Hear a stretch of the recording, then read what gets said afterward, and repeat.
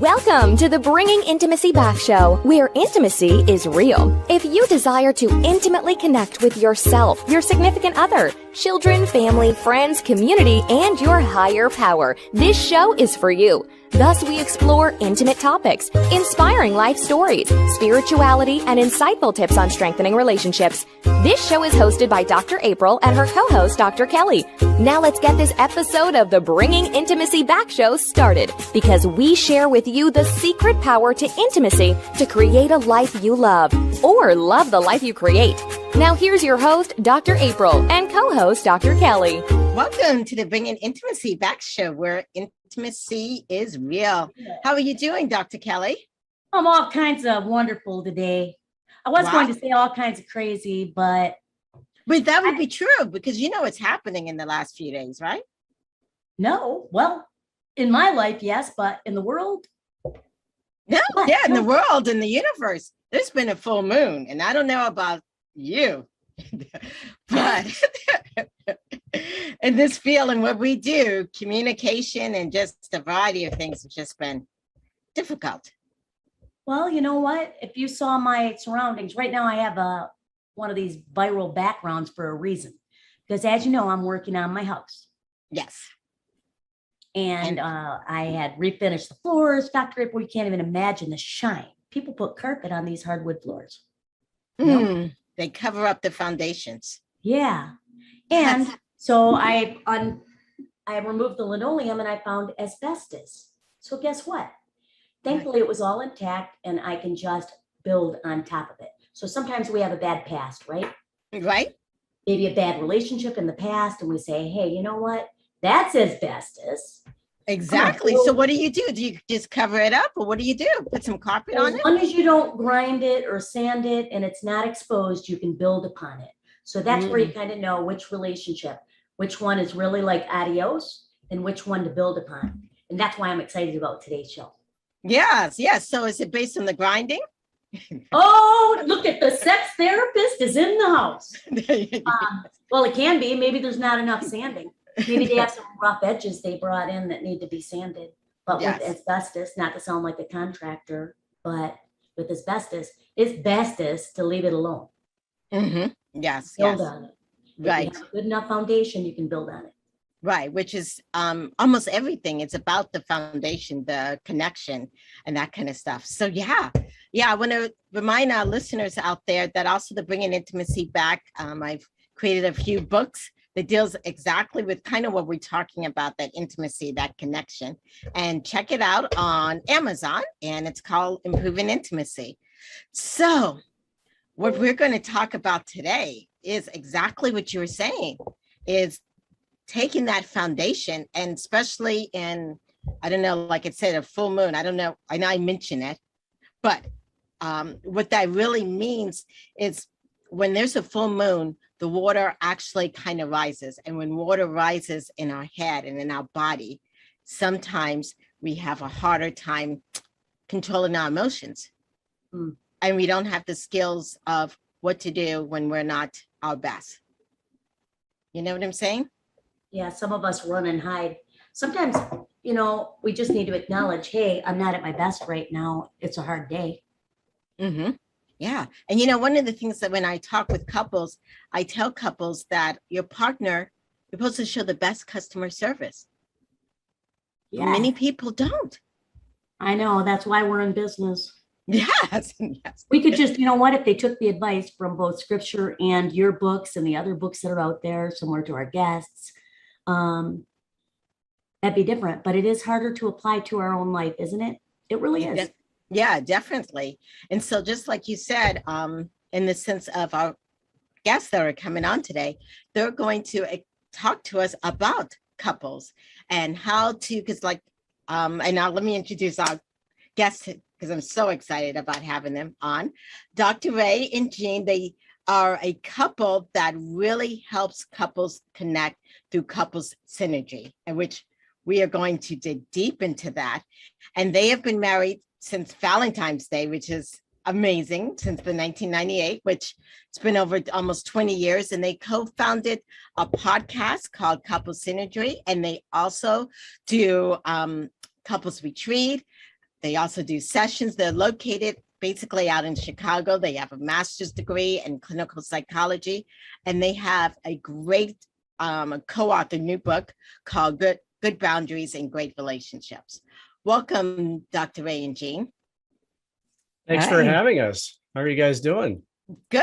Very excited to be here. Yes. So if people out there listening and they're like, well, what are these people's last name? I don't want to mess it up. So I'm going to say it once and then I'll have them say it. Oh, you can go ahead and say it. It's Cadcodian. Cadcodian, yes. Cadcodian, yes. Some people get it wrong and they mistake us for the Kardashians, we're completely different. Yeah. Well, hey, so what is that? What's the culture? What's the cultural background? So it's Persian. Persian. Yeah, Persian. Yeah, my father is from Iran, my mother from the Philippines, and he's a doctor, she was a nurse, and they met working on the same unit in Chicago. And they met in Chicago. Yes, in Chicago. And where did you guys meet? Where did you meet Jean, this blonde next to you? We both worked at a community mental health center, 25 years ago now, 25 years ago. And I was doing job coaching at the time, and you were doing residential counseling, and we had offices across the hall from each other. And well, we can't date our clients, so we got to find out.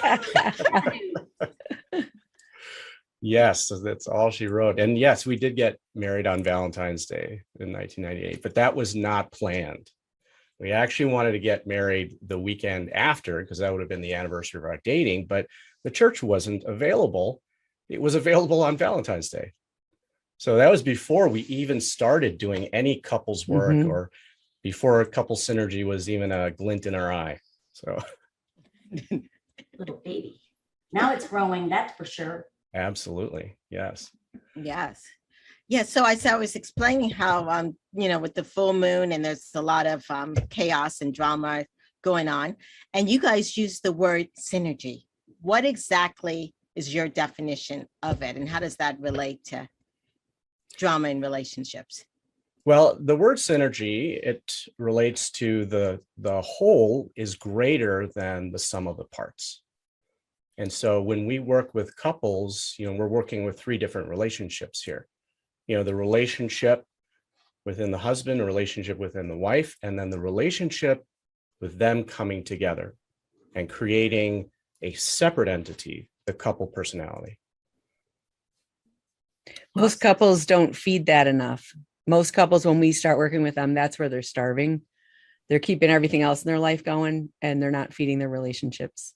Oh, And with synergy, I saw, a good definition. It's like 2 + 2 = 5. Like you said, it's more. Yeah, absolutely. And that's the potential, right? For every couple to be able to create that, something greater. And most couples don't know how to do that. And a lot of times what happens is that they come and they join together and they just repeat a lot of the mistakes from the past. And they get stuck into this toxic dance, and they're not able to break out of that. And so that's what we do, is we help teach couples really the foundation, the skills necessary in order to evolve and grow beyond what they were taught. So those people that are listening to this podcast would be able to leave with something that they can apply to their relationship if they are in a toxic dance. Absolutely. Yes. Yeah. Unfortunately, I'm sorry. Go ahead. No, I call it overlapping. It's not interrupting. We just overlap. So what is a toxic dance? Define that a little bit. I have an idea what it would be, but we kind of look at relationships from like three different perspectives, and we call those the yellow flags, the blue flags, and the red flags.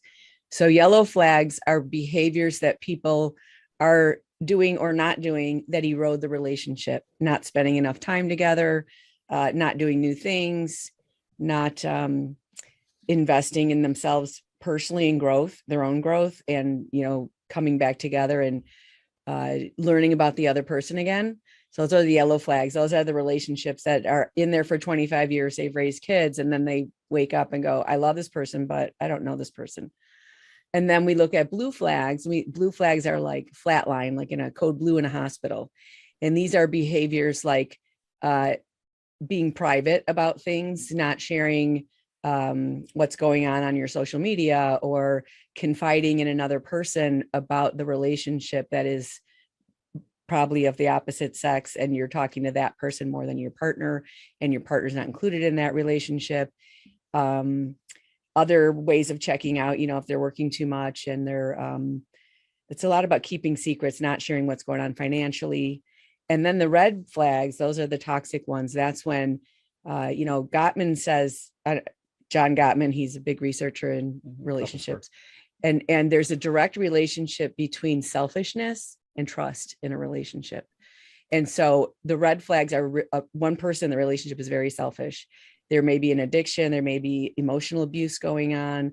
It's the relationship has never become primary for one of the persons, and the other one is more codependent and trying to get that person to change instead of working on themselves. Wow, you defined that like, wow. How succinct. I feel like I just went to a seminar. And not only that, it reminded me of a couple past clients where I did notice a trend of the one partner starving and the other person, where the selfishness came up, that word came up an awful lot. And one spouse would have a difficult time trusting the other one. Mm-hmm. And trust is so critical. Right. Because really relationships, if we're in a place of what can I get, you're not really able to have a relationship because you have no control over what you can receive. You only have control over what you can give. And was that, I don't know which one of you said this, but you said, it's about treating your partner like the best customer service, right? And when you do that, if everyone's in it for that, it's fantastic. Right. It's about giving. Mm-hmm. Mm-hmm. And so I was thinking, as you're saying, selfish, I think we're born selfish because we're depending on something, we can't do anything. So we're born. And how that transitions as we get our needs met through a variety of things, or get lack of needs met, how that transition into relationships. And like you guys, one of the things that I'm wanting to talk more about, because you guys teach couples. Mm-hmm. And many people are like, well, I know a lot about relationships. I saw my parents and then I'm like, oh, it's unhealthy. Yeah, but you guys say you teach. So my question is, before we go to the break, is we're born selfish and maybe we did not get our needs met, in childhood in the sense of attachment. How do you go about letting people know that, hey, you may want to look at things a little different? I would say we're born needy. Mm-hmm. And we can't meet our own needs. We can't put a roof over our head. We can't feed ourselves. And we learn as children that when we grow up, we're going to have to do that. We're going to have to figure out how to take care of our basic needs. But we don't learn so much about those basic needs of our emotional self, the attention, the connection, the need for acceptance and appreciation. And so we don't learn that we also are supposed to learn how to grow and meet those needs of ourselves as well. And every relationship, you're right, starts out as parent-child, and that's the transition. That is, if a couple does this well, they're literally shifting from the parent-child relationship to an adult-adult relationship. And they both do it. They both flip-flop between who's the parent and who's the child. And that's pretty much a consistency that every couple, when they come together, they start out with this parent-child relationship. And that's because that's what they've been taught by their parents. So their first relationship is with their parents.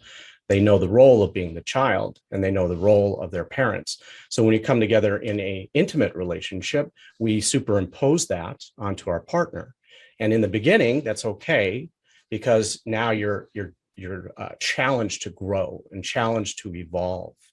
And part of that is emotional vulnerability. And that is something that most people are not taught. We're actually taught to shy away from emotional vulnerability. And in order to have true intimacy with a committed partner, you have to have true emotional vulnerability with them. And so that is some of the things that we teach couples how to do, as well as delving into that, because it's uncomfortable, right? It brings up a lot of pain, a lot of, past hurts. And when you delve into that and you lean into that emotional pain, that's when you find true understanding of your partner, true understanding of yourself, and evolve beyond what you were taught. Aspect. All right, we'll take a break and we'll be right back in a moment. Are you wanting a vacation in paradise? A vacation to rekindle the passion? A vacation without the kids? A vacation where you can learn how to communicate, where you and your partner actually hear each other and gain insight? If so, vacation counseling is your next vacation. Dr. April Brown has created vacation counseling in Southwest Florida as a perfect option for you and your partner. Our retreats are one couple at a time. We have a variety of packages available to choose from, including virtual couples retreats. If you and your partner are interested in the vacation counseling, please visit us at vacationcounseling.com for more information on pricing and packages. Also, follow us on Instagram and Facebook.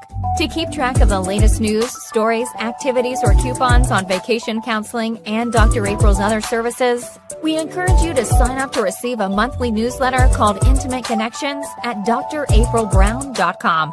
Remember, if you and your partner are struggling with communication and intimacy, and you all are looking for a retreat to connect, vacation counseling can be your next vacation in Southwest Florida.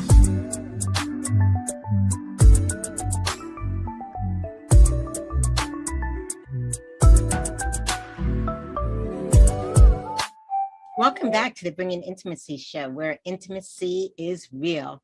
So on this show, Dr. Ray and Jean, we talk a lot about intimacy, and we're just about to get there. So what is you guys' definition of intimacy, and how does that impact what you guys teach? In the Bible, it says the two shall become one. And that is a very, very, very long process, like a 25-year process. And it's what we call like merging. And you're merging and you're creating a place we call the sanctum. And the only people that should be in the sanctum is you and your partner and God. And that is the most intimate we can possibly get. It is the closest connection physically, mentally, emotionally, spiritually that we can have with another human being. And that's often why couples don't grow, correct, Dr. Ray? Because they may be growing emotionally and others. Put it this way, scripture also talks about being unequally yoked. So if you're not of somebody or with somebody of the same faith, or maybe even a different faith is okay. But if they do not have like an interest in God, then you're losing one of the three based on your model, right? It's a spiritual model that you're using. No, it's more spiritually based, and it's really about the common vision that the couple has about what this is all really about and what their morals and ethics and attention they pay to that part of their life. Based on John Gottman's research, he talks about spirituality, not necessarily religion, but he talks about a common spiritual belief between couples. And so, couples can be of different religions, but if they have the same spiritual belief, then that is, one of the things that bond them together. Right. We were talking so much about emotions, and I sometimes see a discrepancy in couples where one person believes you are supposed to help me be happy. You're supposed to take care of me every time I'm crying and all this kind of stuff. Yeah, but I see no emotion out of you. Yeah. So what do you do? And then there's some that just shut down. I see her crying. I see him getting upset. I'm done. Yes. As human beings, we see out, we don't see in. And so we always know what we think our partner's supposed to be doing better. And we give up our responsibility of our own emotional regulation and happiness to someone else, which of course doesn't work. And, that's the funnest part of teaching people something like, well, they don't have the remote control for your emotions. And if they did, would they really put it to miserable? If they could make you happy, wouldn't they set that? Right. Yes. And so, what we look at in our process is when a couple first comes together, it's physical. So the physical person, the two people come together, and that's where the connection is initially. and they set up a relationship, they set up living together, they create a family, and then the mental part happens, and that's like a 20-year process. So this is the kind of stuff that you're talking about even before you can get to the real emotional stuff. It's, can I count on this person? Are they paying the bills? Are they going to work? Are they taking care of the kids? Are they adding to our life? And can I trust them? And that's a very foundational place, is that safety and trust in a relationship before you can get to the emotional vulnerability that Dr. Ray was talking about, that requires a really, really safe environment. Mm-hmm. Both of you have mentioned it's a 20-year, it's a 25-year process. And some listeners may be listening and they may say, oh my gosh, I want that synergy. I want that great connection. Is it really going to take me 20 years? Or, I don't have that time. Or they might say, I'm 20 years old. It's kind of like you reap what you sow. So if you are not 20 years into a relationship, there's a lot of work that needs to be done up until that 20-year mark. And there are a lot of couples that really get bogged down in everyday life, all of the bills and raising kids, and that becomes the focus of their life and not their relationship being the cornerstone. And so the relationship starves over a long period of time. And once the kids are out of the house and now they're looking at their spouse like a stranger, they've got a lot of work to do. So it's not just about time, it's about what you're doing during that time. There was a study with couples who were just getting together in a relationship, and then couples who've been together a long time, a healthy long time, for 20 years. And they did PET scans of the brain, and they showed that in the brain that lights up when you are passionate and excited about your partner when you first meet them, that area of the brain lights up later on in life too. And the researchers are calling that real love, because once you get to that place, you have this recognition of this true love that you in your partner. Everyone wants to pick the fruit the day they plant the tree. Yes. And, financially, we want it all. We just want to have everything. And I would say the journey is a beautiful journey, no matter where you are on that journey. And they're all really important things. And, people don't really realize our brains and our personalities and our spirituality continue to develop over the course of our lifetime. And there's things you just don't know when you're 30 that you can discover when you're 50. And it's kind of all part of it. And then when you get to 50, you have more time and resources to really do that investment that creates that beautiful light up of your brain. Yeah, wonderful. Yeah. And one of the things you guys just mentioned that people may be like, what, do you have to work in a relationship? Yes. Like you said, I'm 25, 30. Well, I'm not 25. But do you really have to work in a relationship? I can't just come home, lay my hair down, say whatever I want to say, eat whatever, do whatever. You really have to work at it? Absolutely. Yeah. A relationship is a living, breathing thing.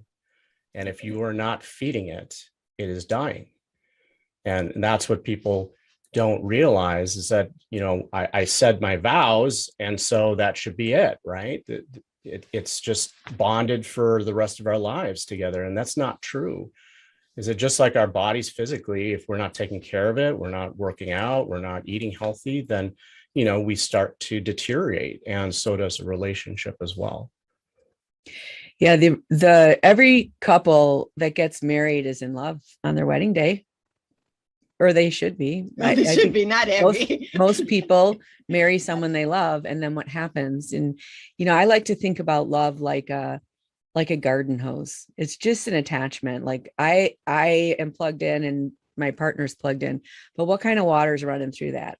Is it dry? Is it dirty? Is it vibrant? Is it like an umbilical cord, or is it fragmented? Or am I plugged in other places and the pressure is now loosening up? And so you don't feel that connection. And everything that, if you want a stronger muscle, you don't go lift feathers. You can, but you're going to get the result of feathers, right? And if you lift more, you're going to get the result of more. And a lot of times we'll ask people, if you invest in as much in your job as you did in your relationship, would you have one? Oh, You know, that's a good one. Well, you give great examples. Gee, my goodness. I was thinking of when you were talking about the hose and what kind of water's running through it. I'm in Michigan and we have well water, and some people will get something, they have an additive, so their hair is not orange. Now, my hair is blue on purpose, but I mean, you can add things to it. So to use that illustration, and it is about work. And sometimes we have to add that muscle. I'm not going to lift a feather, right? And get a muscle. You have a book, if I'm not mistaken, Good Boundaries, Good Relationships. I was curious if you could explain that a little bit. I certainly get it, but give us a quick overview of that book, because I think boundaries do build relationships, and some people think that they do not. the boundary, when a couple is in a place where they're in pain, everyone says it's because of communication across the board. Yes. And it's not because they need vocabulary, right? We don't have to teach them words. It's because there's actually a breakdown within themselves. The only one that can really violate your boundaries is yourself. And if you're not willing to maintain that boundary of what's appropriate for you and how you want to be treated, then you invite others to do that as well.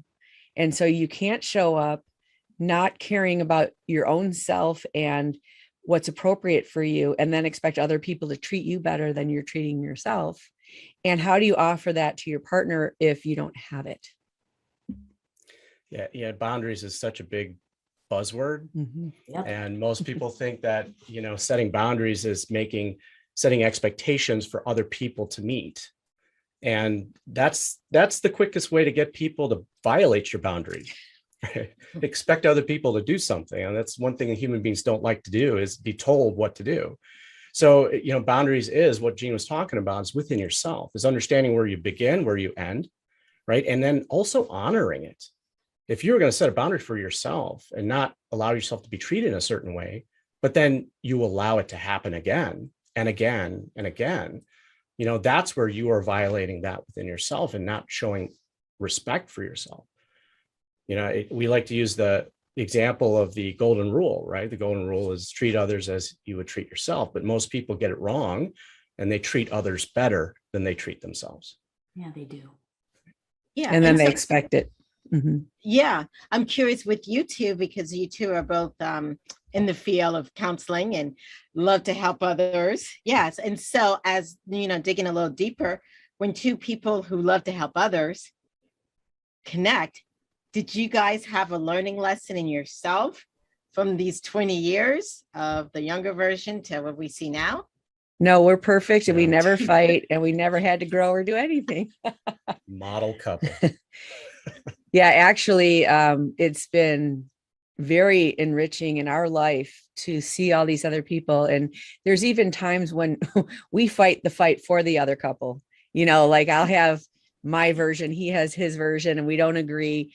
And those things have really helped us learn all of the stuff that we've found through working with all these people. And it's been really, really rewarding for us also in our relationship.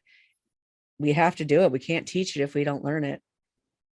Yeah, absolutely. I mean, we are pretty transparent about our relationship. On our podcast, we talk about the struggles that we've gone through as a couple.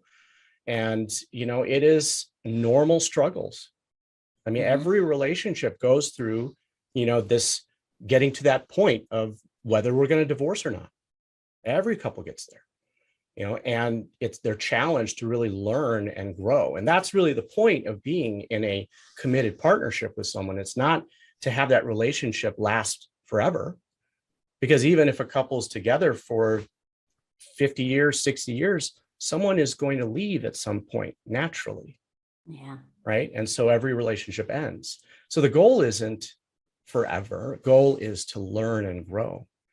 And our partners give us the best opportunity to learn about ourselves and to grow. Yeah. I think that's the coolest thing that that law of attraction, like we just come together. Someone who knows our dance. How does that happen? Yeah. So what was you guys, many couples now are coming in with this 7-year itch thing they must have read on Google. I don't know where they read it. Yes. What was you guys' main 7-year itch that just you guys had to learn from? You know, one of the biggest challenges and struggles that we went through was when I went back to get my doctorate. That was a huge strain. Yeah, because on that's our like another relationship. girlfriend. That's a girlfriend. my that, God. that dissertation. Yeah. Yeah, and just long hours studying, and we wouldn't go to bed together because I would be up late studying, or I had at the same time we had our business full time. We were raising kids, and also I had the internships that are full time free, and it's a lot. It was a huge strain on our relationship, and we have done a lot of recovery since then because of it. And I've said that if I would go back in time, I would not have gone and gotten that doctorate. So. One of the things that you always say is that, when you get married, you put those rings on, it's like there's an invisible bungee cord. Mm-hmm. And when we're dating, it's sort of like we choose to turn with our partner.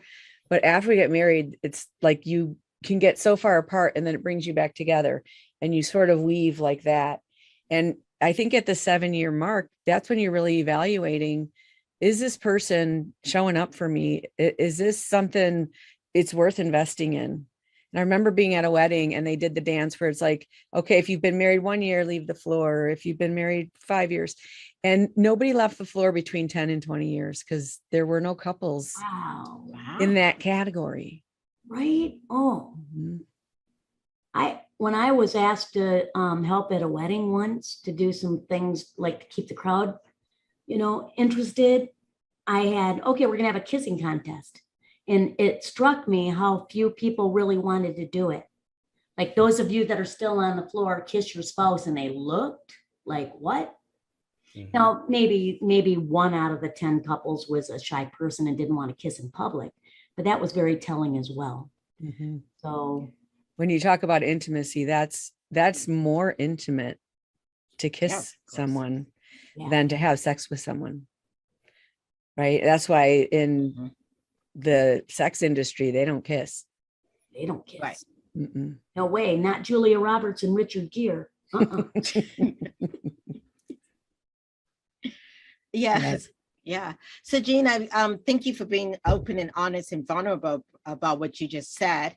And so for people who are out there listening and you were open and honest, says, hey, I was so busy doing X, Y, Z.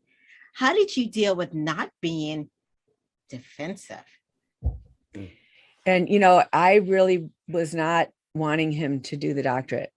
And it was probably the first time, because I'm really a person, like if you want something, I really want to help you get that. But I knew that it was going to be a big deal. It's a big financial burden for us as a couple. It's a very expensive thing to do, the time investment, all of that. And at the time, our kids were 8 and 18. And I was like, you're going to miss a lot of time with, at this stage of his life. And I had to, run everything else while he was off doing that. And so we were really busy. And I think one thing that happened in the middle is he won a trip to Las Vegas. Mm-hmm.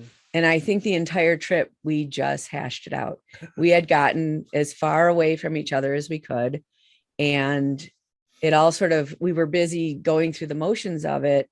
But then we really had a time of, like you're talking about with that vacation counseling. Yeah. The couples and so you need that intensity, that time to really, air it out, let the feelings out and not run away, because you're stuck in the hotel together. You can't I think I did run once.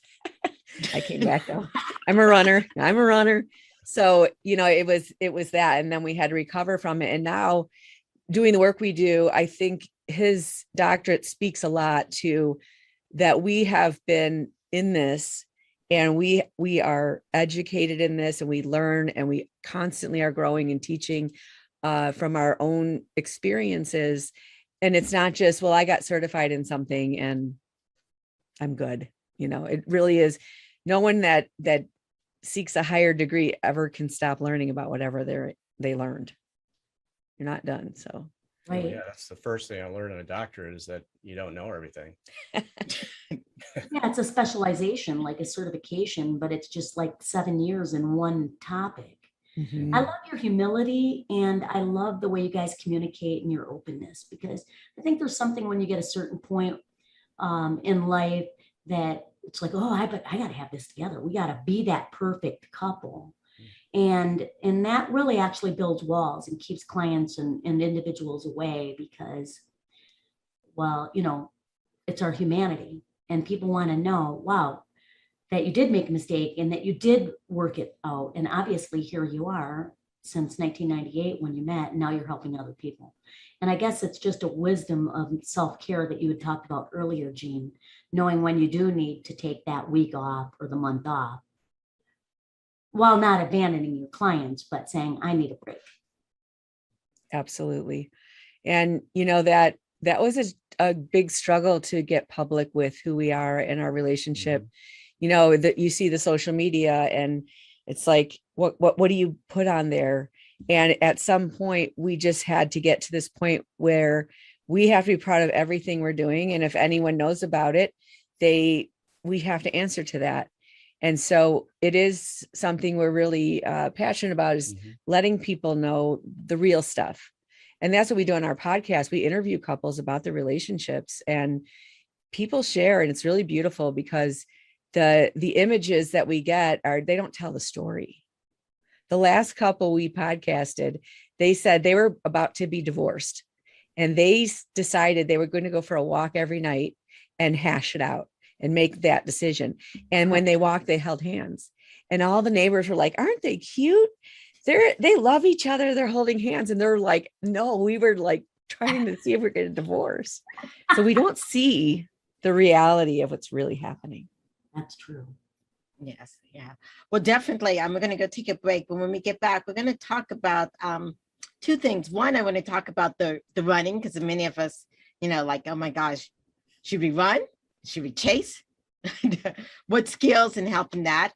And then the second thing that I would love to go a little bit deeper on is, like you talked about, the hashing out. And I know you guys do intensive, and how that's a little bit different than just the session once a week here and there. All right, we need to take a break and we'll be right back. Renew your connection and your love in beautiful Costa Rica, February 27th through March 3rd, 2022. We'll make sure it happens. Vacation Counseling Intimate Couples Retreat. Your next vacation. Enroll now at vacationcounseling.com.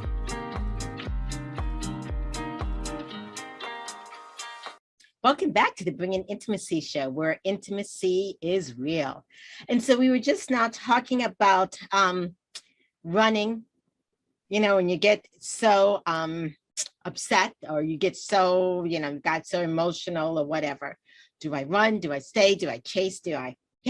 How does that work in learning about synergy, and what do we do? Well, a lot of times it doesn't work, but Well, it worked for you guys, but she ran really, a little. Well, that took a long time to really figure it out and really understand it, what the function is behind it, and, for some people it can activate abandonment, for some people they can feel rejected, and, it can be a coping mechanism for some, but it can also be a way of avoiding, what of course a couple needs to actually work through. So I guess we could talk about like how we figured it out. And well, Gottman did this study of healthy couples and unhealthy couples, or people that reported being happy and healthy, right? Yeah. Yes. And found that they all fight the same way, because we fight from our hindbrain, which is our reptilian brain that's reactive. And that's going to be what we learned in childhood. So I have 8 siblings. So when something was going on, I went and hid. And where did you fall? I'm curious, in your sibling lineup. Number 4. Okay, in the middle. Okay. Yep. So my mom had 7 kids before she was 30, and then had 2 more when I was 14 and 18. So that was the way I coped as a kid. And for you, I was one of 3. I was the oldest, the only male. So there was a lot of pressure put on me. right? And all the criticism and judgment was placed on me. And so it's when she would run, I would feel rejected and I would feel abandoned. And so now it was this drive for me to have to pursue, and Gottman talks about one of the dysfunctional patterns of relationships is pursuer distancer, and so that was a pattern that, we had continued to cycle through until we figured it out. And we figured that, it is necessary for her to have some time on her own to be able to process, the emotions when the emotions get too intense.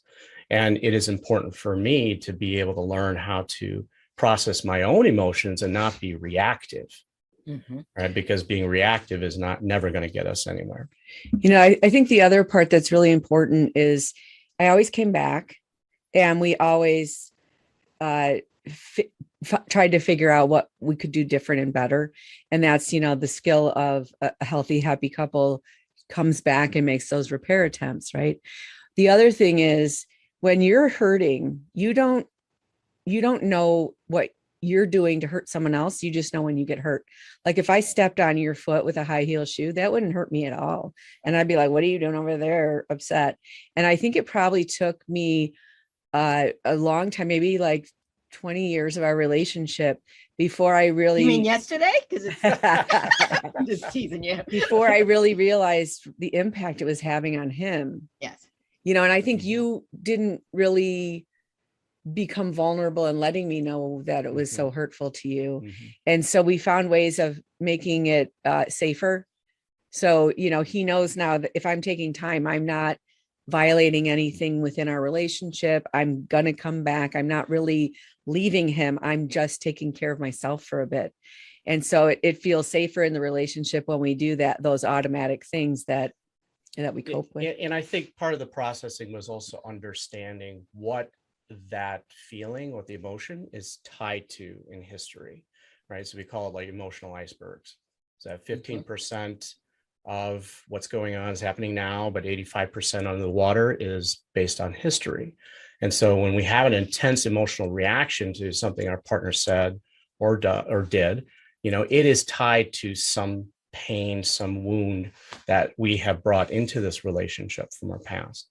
And that was part of that processing too, is understanding, what it's connected to.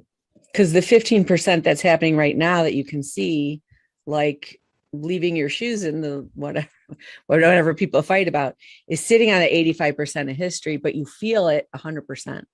So you look a little crazy when your emotional reaction to something this big is this big, but it's really what's happening. And that's what we ultimately teach couples how to do, is how do you help each other shrink your iceberg?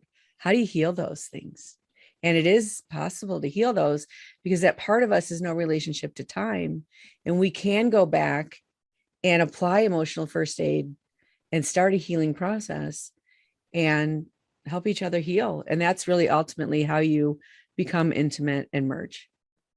And when you were talking about that, we come into relationships, and some of it from our childhood and the things that, we observed in our parents, and then even maybe prior relationships. I actually have a question from an audience member. A listener asks, is it better for people to work that out, their emotional stuff out, probably prior to a relationship, getting into a new relationship? Or is it part of why you think people get into relationships to heal from, is it better to take a break and while you're on a break, do your emotional work? It seems like that makes sense before you get into a next one, but. Yeah, it does. It absolutely makes sense. And doing that self-work is absolutely important. Because we do bring our past relationships into our new relationships. And our childhood. It's who we are. It's part of our upbringing and even our past. We can't not bring things from our past into current relationships, but I call it paying for other people's sins. If somebody else was unfaithful to me, then should I be jealous of my current relationship that they may also? Or should I do that emotional work? What would you think? I think that that's inevitable, that you are going to be jealous as a reaction to your past, experiences. And you can do that work ahead of time before you get into a relationship. But really, it's the difference between reading about a sport and being in the game. And so once you are in that relationship, that is truly when you are going to learn.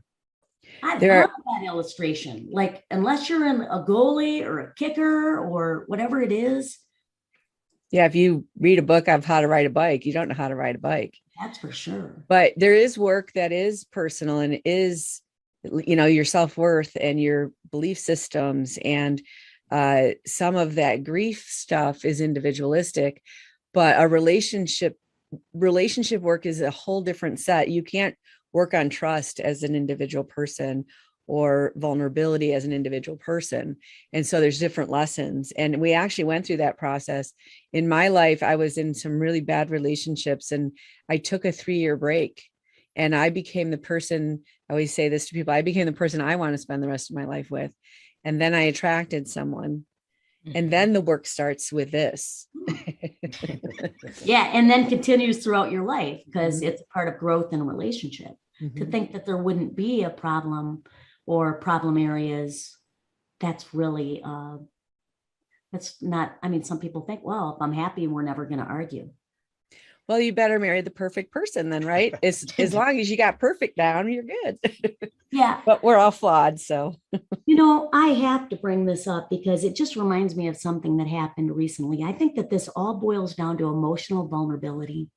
And sometimes people, whether it's regarding what turns them on, something that they like in the bedroom or don't like in the bedroom, or they like their spouse to do or don't like them to do, it's about communication, right? So it reminds me of my nephew. His mom had been off for maternity leave and she was with him. He's 3 years old. And she was with him for like 3 months. And then she just went back to work.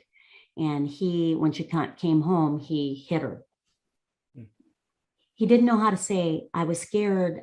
Where did you go? I need you. Because he's 3 years old.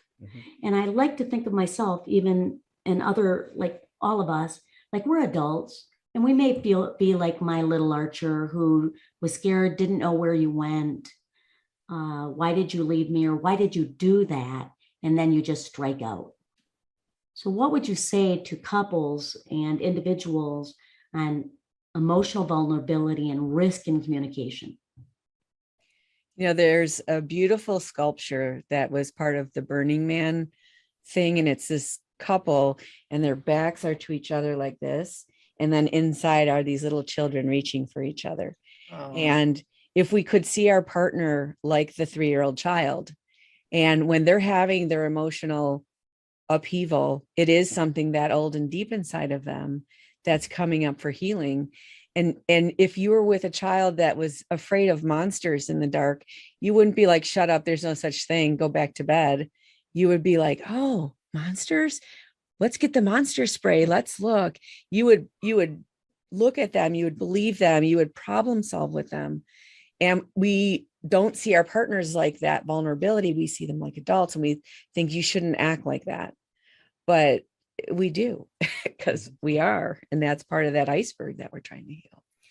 We have gaps in our childhood because our parents can only do what they could do. And so there are certain things that we've learned and certain things we haven't.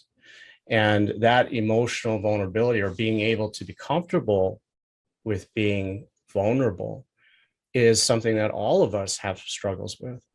When we get into a relationship, now we have this opportunity to learn how to be safe or feel safe with another human being. It's a very difficult process, right? One of the things that we're studying the sex addiction right now. And one of the greatest impacts of your childhood is when your parents are emotionally intimate with you inappropriately. And they lean on you as the child for their emotional needs. And then when these people grow up, they can't connect to a peer because the parent won't let them go. And it creates a lot of problems. And so we can't learn it from our parents. We can't learn that emotional vulnerability because it's not a two-way thing. It's a parent-child relationship. Mhm. And so we can share our emotions with our parents, but our parents shouldn't. Right on. Amen to that. Wow. And that goes back to that leave and cleave. Like, and many people can't do that because they have been the emotional surrogate for their, whether it was a divorce that happened. And we do see this, and I'm sure you see this in your practice as well, in therapy, Dr. April, that people come into the relationship and sometimes it is about the mother-in-law. That right there may have been part of it. It's an emotional surrogate spouse, and the child has had to meet some need that the other parent or the person that should have been fulfilling that goal didn't. I never thought that would apply to sex addiction. I'm going to have to read some research on that. That's amazing. I get that. I had this like aha moment at that. Yeah, because they are having intimacy with that's emotional, but not physical. Mhm. And so their physical sexuality is compartmentalized. And so they go to places where there is no emotional vulnerability to have sex. Right, definitely. And one of the things that you mentioned earlier, and even Dr. Kelly was kind of going on it also, I know both of you also do Gottman. Yes, and Gottman is really great. And one of the techniques for couples is even learning how to sometimes take time out to learn how to self-regulate. Yeah, you don't always have to resolve things. And of course, when you do a timeout, it needs to have a certain time limit, and you have to come back and learn how to actually talk and communicate, which goes on to the last piece about the services that you guys provide in the sense of intense therapy, couples, and even at, the couples retreats. So can you talk a little bit about that and let us know, if people are out there listening, how can we connect with you guys? Well, first off, couplessynergy.com is our website. We do personal coaching with couples, and the way that we structure that is I work with the husbands, Jean works with the wives individually, and then we come together, the four of us, and the coaching program is called Couple to Couple. And in that way, we're able to really address intensely, the issues that the couple is going through and teach them those foundational skills that we're talking about. We also have a weekend intensive, and the weekend intensive is really designed to take the couple out of their element and to really immerse them in this time and investment together, learning these skills also amongst other couples as well. And so there's a power of the group that's together in that, and we kind of limit it to about 12 couples. It's sort of like, you every day you clean your house, but every now and then you got to do the big purge, right? Yes.